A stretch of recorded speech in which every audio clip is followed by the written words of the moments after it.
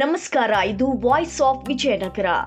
ಮಹಿಳೆ ಸ್ವಾವಲಂಬಿಯಾದಾಗ ಮಾತ್ರ ಕುಟುಂಬ ಮತ್ತು ಸಮಾಜದ ಪ್ರಗತಿ ಸಾಧ್ಯ. ಹೂವಿನ ಹಡಗಲಿಯ ಗವಿಸಿದ್ದೇಶ್ವರ ಶಾಖಾ ಮಠದಲ್ಲಿ ಬಣಜಿಗ ಮಹಿಳಾ ಘಟಕದ ವತಿಯಿಂದ ಅಂತಾರಾಷ್ಟ್ರೀಯ ಮಹಿಳಾ ದಿನಾಚರಣೆಯನ್ನು ಅತ್ಯಂತ ಅರ್ಥಪೂರ್ಣವಾಗಿ ಆಚರಿಸಲಾಯಿತು.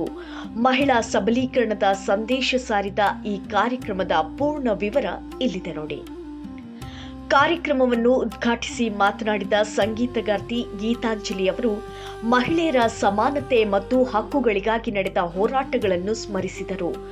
ಮಹಿಳೆಯರಿಗೆ ಶಿಕ್ಷಣ ಮತ್ತು ಉದ್ಯೋಗದ ಅವಕಾಶಗಳು ದೊರೆತಾಗ ಮಾತ್ರ ಸಮಾಜದ ಅಭಿವೃದ್ಧಿ ಸಾಧ್ಯ ಎಂದು ಅವರು ಅಭಿಪ್ರಾಯಪಟ್ಟರು.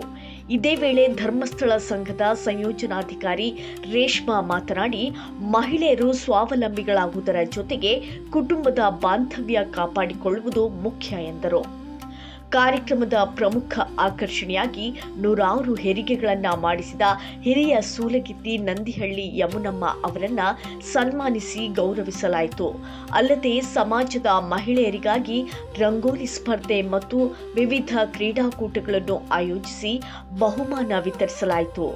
ವಿದ್ಯಾ ಯಳಮಲಿ ಅವರ ಅಧ್ಯಕ್ಷತೆಯಲ್ಲಿ ನಡೆದ ಈ ಸಮಾರಂಭದಲ್ಲಿ ಬಣಜಿಗ ಸಮಾಜದ ಮುಖಂಡರು ಹಾಗೂ 100 ಮಹಿಳೆಯರು ಭಾಗವಹಿಸಿದ್ದರು.